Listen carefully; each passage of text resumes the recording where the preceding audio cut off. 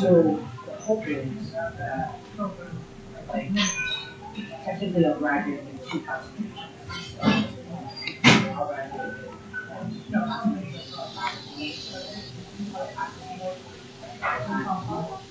so I'm hoping that now I'll graduate with two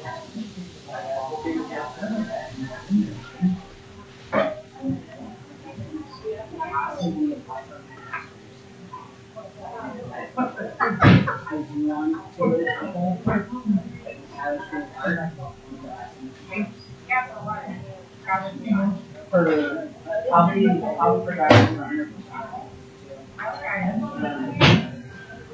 I guess it's just whatever. I haven't done enough rounds.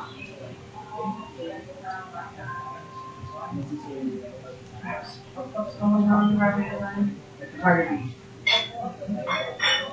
Repos or radio?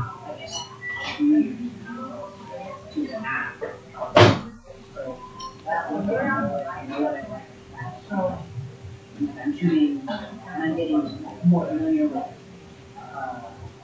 other fields. Photography, and I also got my so I'm letting the whole